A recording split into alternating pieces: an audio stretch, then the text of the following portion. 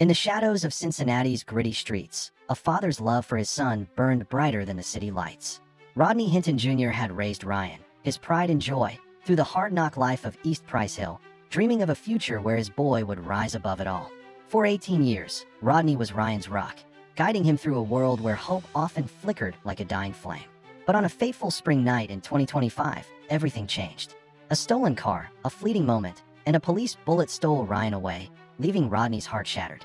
The pain was unbearable, a wound that bled with every memory of his son's smile. As Rodney watched the blurry body camera footage, his grief twisted into something darker, something unstoppable. The city buzzed with life, graduation cheers, families celebrating, but Rodney's world was a storm of rage and loss. Then, on May 2nd, a single act would shake Cincinnati to its core. Deputy Larry Henderson, a hero who'd served for decades, stood directing traffic, unaware that Rodney's car was barreling toward him. What drove a grieving father to such a desperate act? Was it vengeance, madness, or a cry for justice?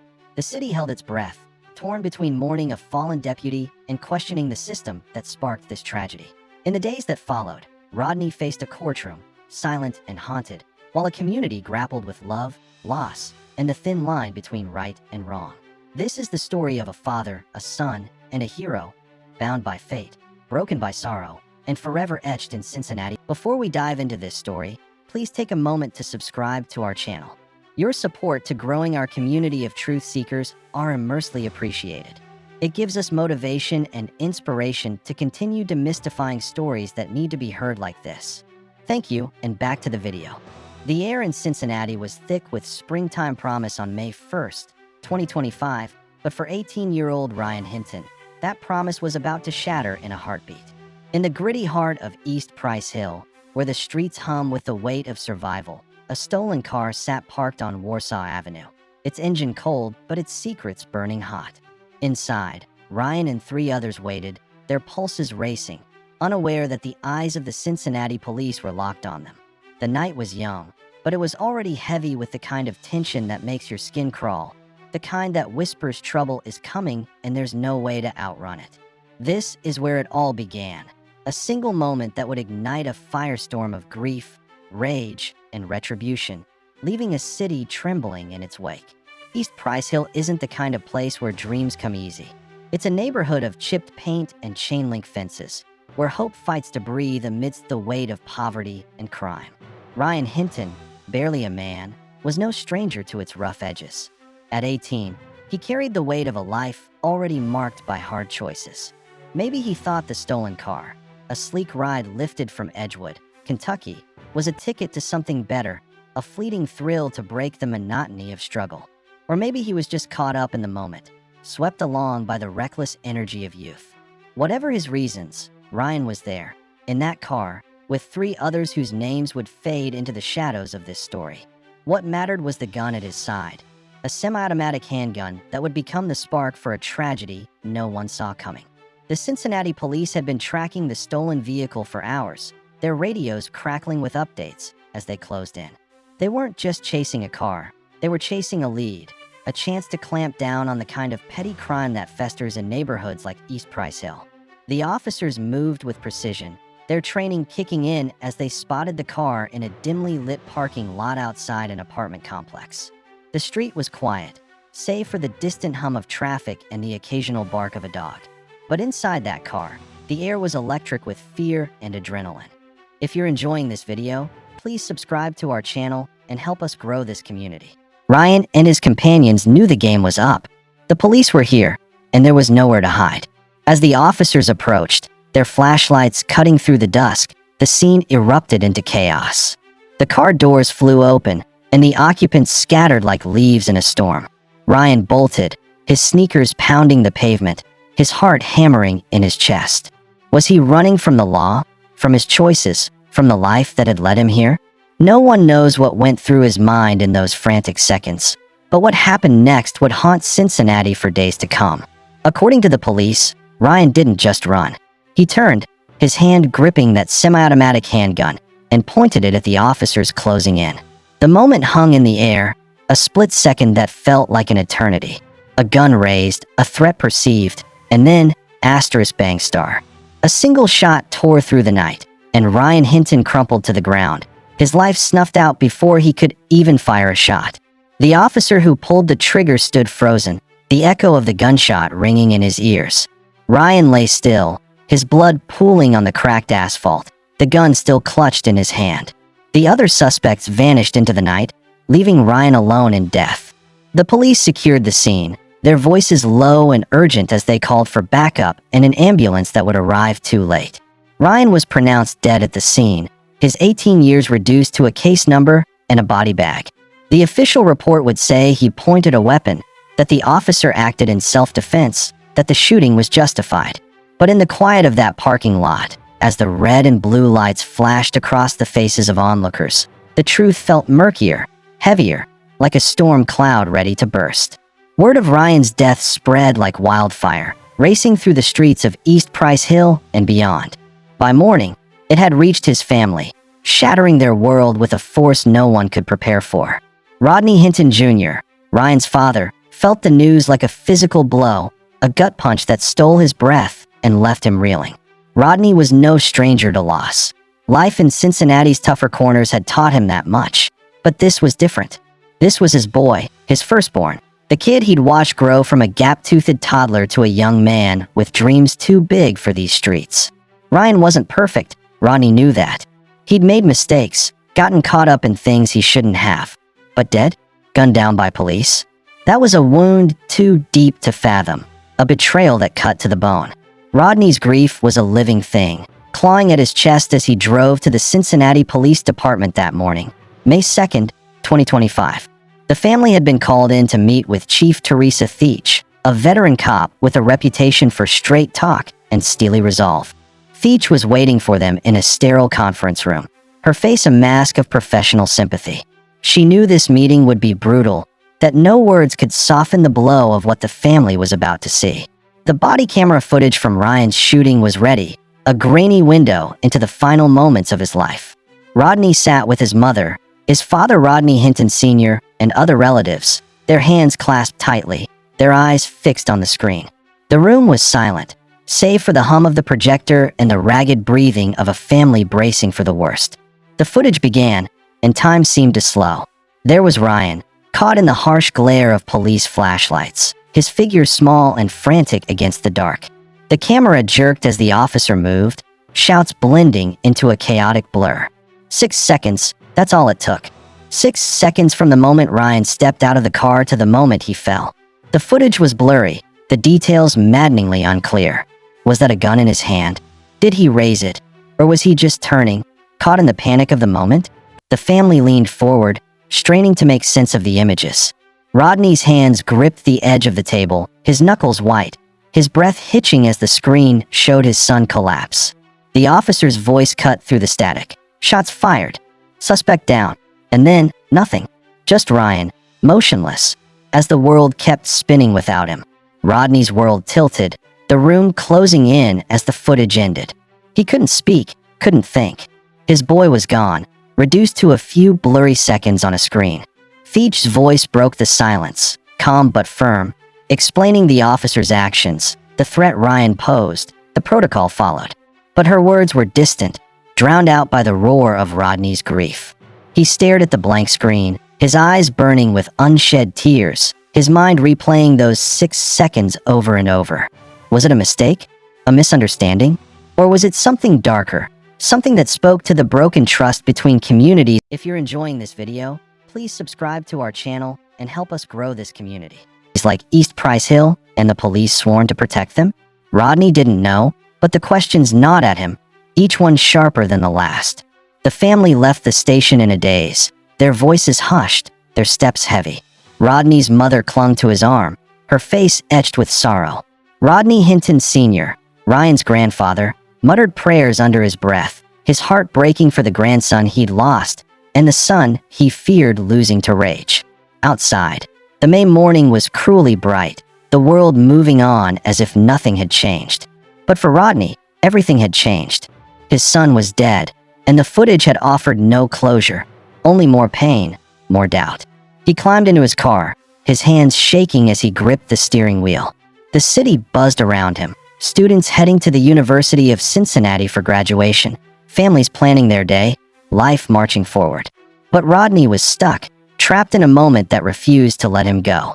As he drove through the streets of Cincinnati, Rodney's mind was a storm of memories and questions. He saw Ryan smile, heard his laugh, felt the weight of all the dreams they'd shared.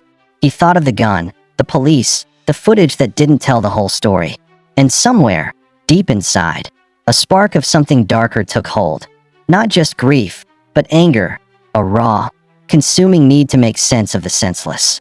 The city blurred past his windows, a kaleidoscope of normalcy that felt like a betrayal. Rodney didn't know where he was going, didn't know what he'd do when he got there. But the weight of his loss was a passenger in that car, whispering, pushing, pulling him toward a breaking point. The clock was ticking toward 1 p.m., and the streets near the University of Cincinnati were alive with celebration. Graduation ceremonies were in full swing, families snapping photos, graduates in caps and gowns beaming with pride. Deputy Larry Henderson, a 33-year veteran of the Hamilton County Sheriff's Office, stood at an intersection, directing traffic with the easy confidence of a man who'd seen it all. His badge, number 129, glinted in the sunlight, a symbol of a career spent serving, protecting, and surviving. Henderson was recently retired, but still working, still giving back to the community he loved. He had no idea that death was barreling toward him, hidden behind the wheel of a car driven by a father consumed by grief. Rodney's car turned onto the street, his eyes fixed on the road ahead. The crowd blurred into the background, the noise of the city fading to a dull roar. Something was building inside him, something unstoppable. Was it rage? Despair? A need to lash out at a world that had taken his son? The answers were as blurry as that body camera footage. But if you're enjoying this video, please subscribe to our channel and help us grow this community. The Cincinnati sun blazed high in the sky, oblivious to the darkness unfolding below.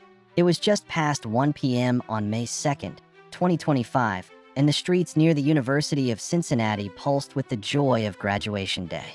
Laughter and music spilled from the campus, where families snapped photos and graduates tossed their caps into the air, their futures bright with promise.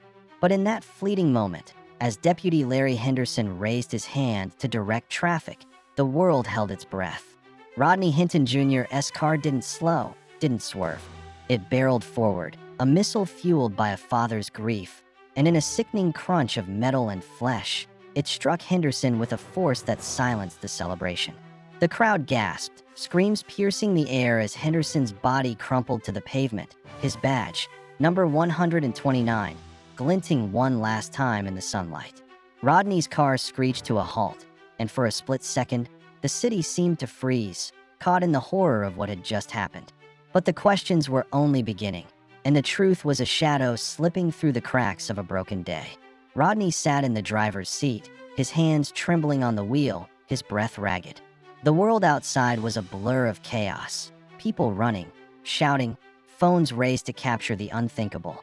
His mind was a storm, a tangle of Ryan's face, the blurry body camera footage, and the unbearable weight of loss. What had he done? The question clawed at him, but it was drowned out by the roar of his pulse, the deafening echo of his son's name. Ryan was gone, taken in 6 seconds by a police bullet, and now here was Rodney, staring at the wreckage of another life. Deputy Henderson lay motionless on the asphalt, a stranger to Rodney, but a symbol of the system that had ripped his world apart. Was this revenge? A cry for justice? Or just a moment of madness born from a heart too shattered to think? Rodney didn't know, couldn't know, as the wail of sirens grew closer, closing in like a noose. The crowd surged, some frozen in shock, others scrambling to help. A young graduate, her cap still pinned to her hair, dropped to her knees beside Henderson, her hands shaking as she checked for a pulse.